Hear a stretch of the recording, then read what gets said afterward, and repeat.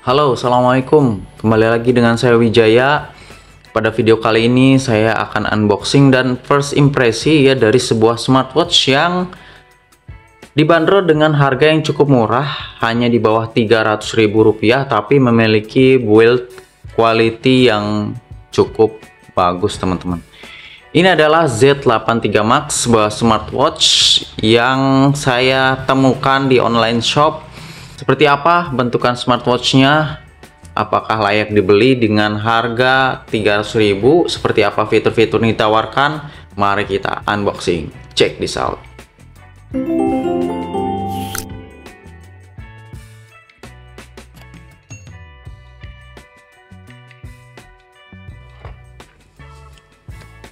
Oke, dalam paket pembelian kita di sini mendapatkan buku panduan ya, tidak ada garansi di smartwatch ini ya. Kemudian ini isi dalam paket pembeliannya, kita mendapatkan strap. Satu strap seperti strap kulit ya, tapi kalau saya nilai kualitasnya ini sangat jelek sih. Tipis dan sangat kelihatan murahan. Sepertinya tidak akan saya gunakan ini strap yang seperti ini. Kemudian dia juga dapat strap yang rubber dan sama halnya sangat tipis dan kualitasnya cukup kurang bagus ya. Ini lebih tipis dari miliknya Tiasmi atau Time Ever Tank X1 yang baru saja saya review. Kemudian ada strap yang modelnya stainless atau rantai seperti ini cukup lumayan ya dibandingkan kedua strap yang didapat tadi ya. Kita kesampingkan dulu. Kemudian ada magnetic charging ya untuk pengecasan. Dan inilah smartwatchnya, kita kletek dulu. Nah, seperti ini penampakannya teman-teman. Untuk bagian case-nya ini dari metal, teman-teman. Ini saya suka sih. Saya beli yang warna black ya. Ada dua pilihan warna, ada black, ada silver. Saya pilih yang warna black. Kemudian di bagian sisi sebelah kanannya ada tombol crown ya, dengan aksen warna merah-merah gitu ya. Kalau nampak di kamera seperti ini. Kemudian dia ada satu tombol fisik lagi di bagian bawahnya dan satu tombol fisik lagi di sebelah kirinya. Jadi ada 3 tombol fisik di smartwatch ini. Selanjutnya akan coba kita ukur berapa diameter dari si smartwatch ini. Tulak-tulaknya di 53,9 ya, hampir 54. Kemudian case-nya sendiri di 44 mm, ketebalan di 14,6 dengan lebar 46 mm ya. Ini cukup lumayan ya untuk pergelangan tangan pria, ini masih cocok sih menurut saya. Oke, coba kita nyalakan bagaimana tampilan awal dari si smartwatch ini. Seperti itu animasi. Nah, ini adalah tampilan awal dari watch face-nya ya. Mirip sekali seperti Z69 ya, yang pernah saya review juga sebelumnya. Mungkin ini satu branding sih ya. Kita lihat watch face-nya, apakah ini bisa diganti dengan cara diputar saja. Ya, bisa. Ini nomor 2, kemudian yang ketiga, keempat, kelima, keenam ya, 7, 8, 9, 10, 11, 12, 13. Cukup banyak ya, ada 13 watch face yang disediakan di smartwatch ini. Coba kita tekan dan tahan. Apakah bisa untuk mengganti? Oh, tidak bisa ya teman-teman. Jadi kita tekan dan tahan tidak bisa mengganti watch face, jadi hanya dengan cara memutar tombol crown-nya. Tombol crown-nya tidak ada mekanisme seperti cetek-cetek ya, tapi ini lancar gleser ya, halus dengan adanya getaran atau haptik di saat kita memutar. Oke, langsung kita jelajahi saja ya UI dari si smartwatch ini. Dari atas ke bawah di sini ada seperti biasa ya, ada shortcut setting yang disematkan di sini. Ada beberapa pilihan yang bisa kita custom, dan di bagian bawahnya ada informasi ya dari sisa daya baterai, kemudian ada tanggal ya dan hari. Di sini untuk mengganti jenis shortcutnya bisa kita tambahkan di sini ya. Ada banyak pilihan nih teman-teman yang bisa kita tambahkan di sini ya, cukup banyak ya, tuh cukup banyak ya. Oke, kita coba lihat yang lain dari kiri ke kanan ya, seperti ada widget-widget kecil ya seperti ini ya. Dan kalau kita geleser ke bawah lagi tidak langsung menampilkan aplikasi ya dari si smartwatch ini. Dari bawah ke atas tentunya notifikasi ya. Dia kalau dibalikan, geser kebalik sebaliknya tidak langsung menuju ke watch face lagi ya. Jadi untuk kembali watch face-nya harus dari kiri ke kanan. Selanjutnya dari kanan ke kiri ya, ini ada widget di sini yang bisa tentunya kita tambahkan menunya di sini. Ya, seperti itu. Jadi tampilan umum UI-nya ya seperti biasa ya, kayak smartwatch lainnya. Untuk masuk menu tentunya kita tekan tombol fisiknya. Ini tampilannya cukup keren ya. Icon-iconnya tidak biasa ya, tidak umum seperti ini. Ya, kalau kita double klik ya bisa mengganti tipe UI-nya ke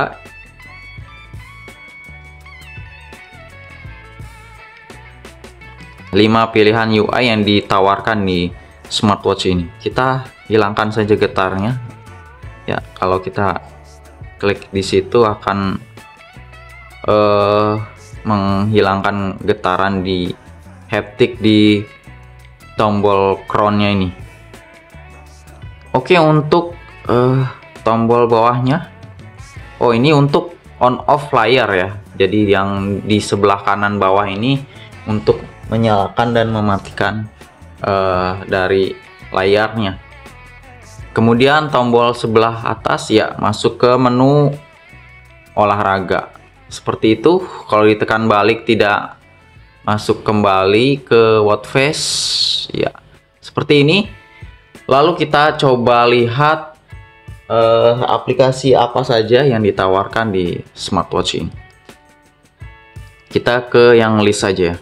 Jadi yang ditawarkan aplikasinya ada dial ya, kemudian notifikasi, kemudian kontak favorit, daftar catatan panggilan, exercise ya untuk olahraga, catatan aktivitas ya ini, kemudian hitungan kualitas tidur, kemudian musik player untuk kontrol heart rate, blood pressure ya sebuah gimmick, SPO2, Facebook, Twitter, WhatsApp ini untuk notifikasi, style ini UI sepertinya ya, UI.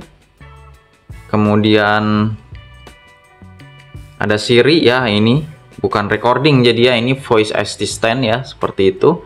Kemudian cuaca, breath, kalkulator juga sudah ada di smartwatch ini. Ada kontrol shutter kamera, untuk my QR code juga sudah tersedia, timer, stopwatch, find phone, motion track, ini apa ya. Kemudian alarm bisa kita tambahkan langsung, attitude pressure, female circle, dan setting tentunya. Selanjutnya kita lihat menu-menu di settingnya ya. Sebelumnya kita coba turunkan kecerahan. Ya, kita langsung masuk ke setting saja.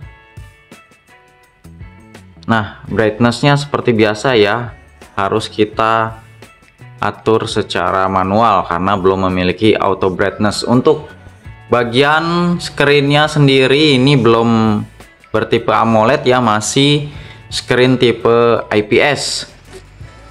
Kita lihat screen of time-nya bisa kita atur selama sampai never ya teman-teman.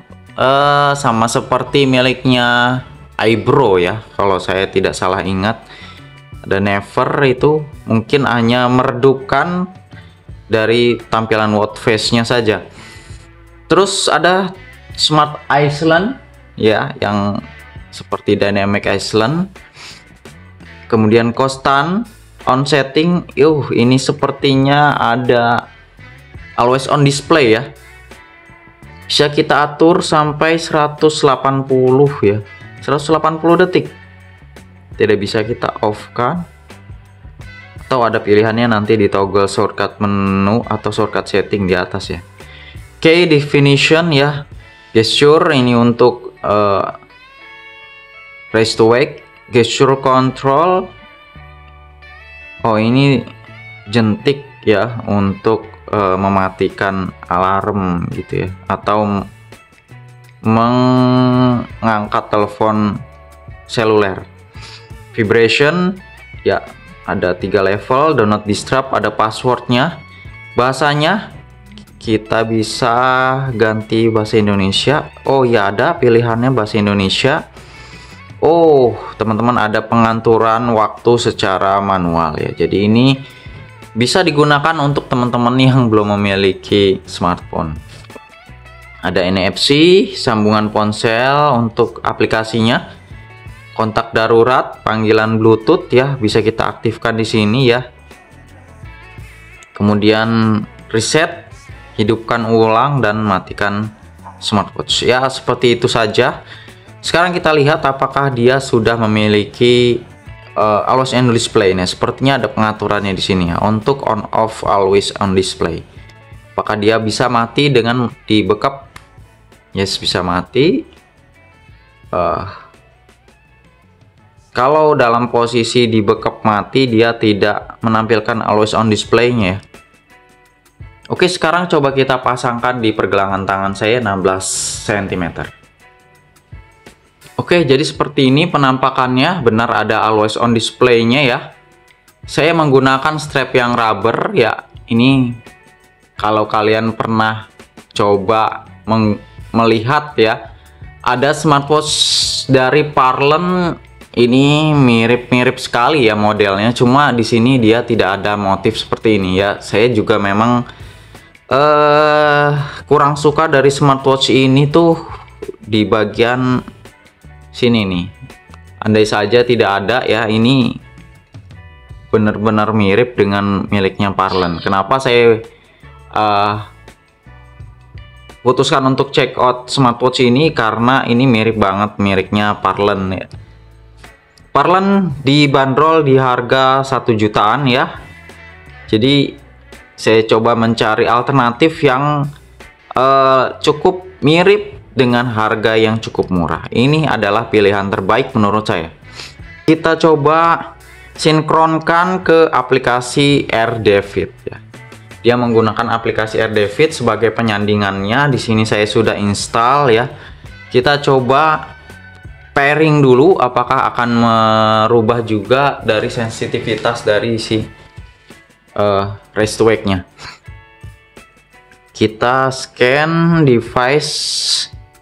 Nah, ini sudah langsung keluar ya teman-teman. Untuk AirDavid ini kita tidak perlu login ya untuk menggunakan aplikasi AirDavid dengan di pairing ke smartwatch-nya. Ini sama seperti yang Z69 Max ya. Z69 juga pakai aplikasi AirDavid. Di kekurangan dari smartwatch itu dengan aplikasi AirDavid-nya, untuk watch face dengan galeri handphone itu kualitasnya diturunkan ya, jadi kurang bagus tampilannya di smartwatch ya. Oke, jadi ini sudah terhubung dan tentunya pastinya akan waktu dan tanggalnya akan otomatis mengikuti dari waktu dan tanggal di smartphone.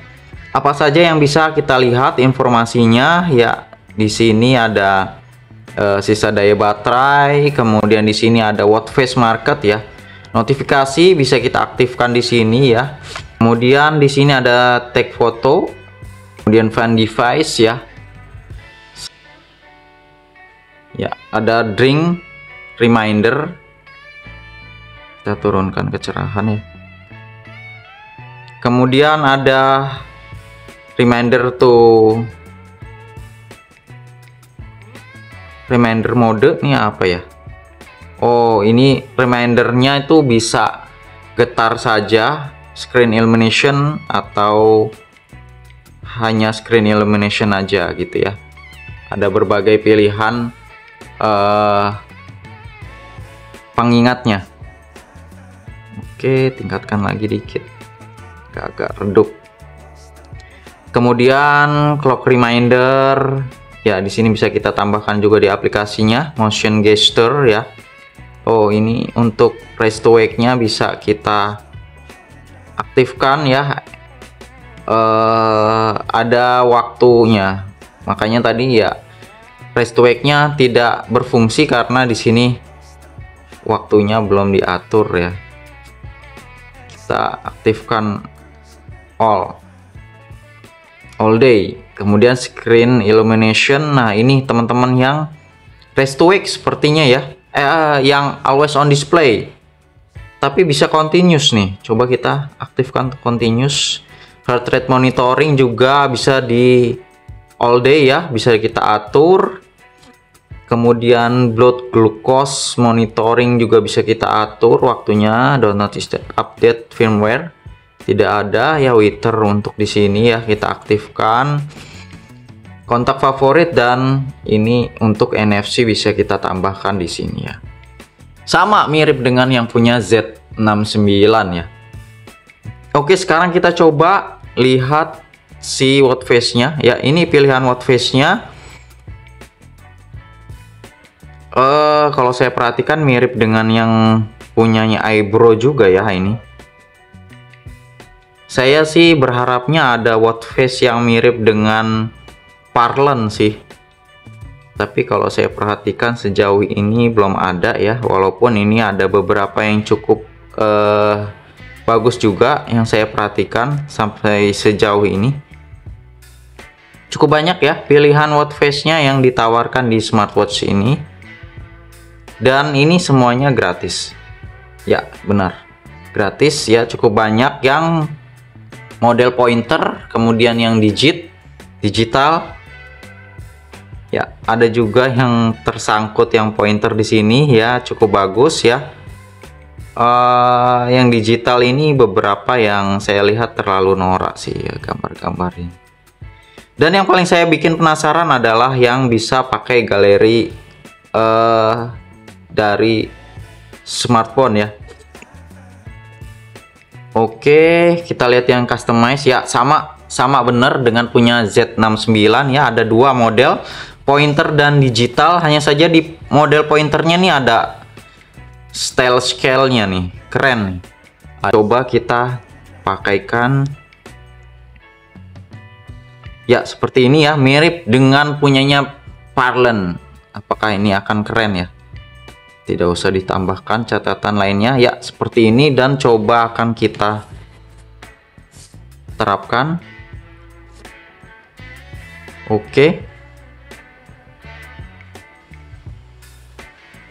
ya, ini sudah tersinkron ya. Seperti apa tampilannya, apakah tetap bagus ya kualitas dari gambarnya? 100%. Dan ya, bagus ini teman-teman, kualitas gambarnya bagus. Mirip sekali dengan miripnya Parlon, tapi model pointernya atau model jarumnya ya memang tidak sama ya. Tapi ini keren sih menurut saya ya. Kualitas dari gambarnya tidak diturunkan ya, bagus.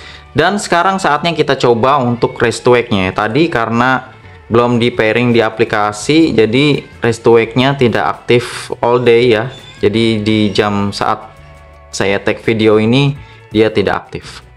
Oke, kita arah kebaliknya dan mantap teman-teman, aktif rest to wake-nya. Dan coba kita kalau aktifkan si always on di backup bisa mati, tapi always on display-nya mati ya teman-teman. Tunggu sampai always on display-nya muncul ya dengan screen off yang manual.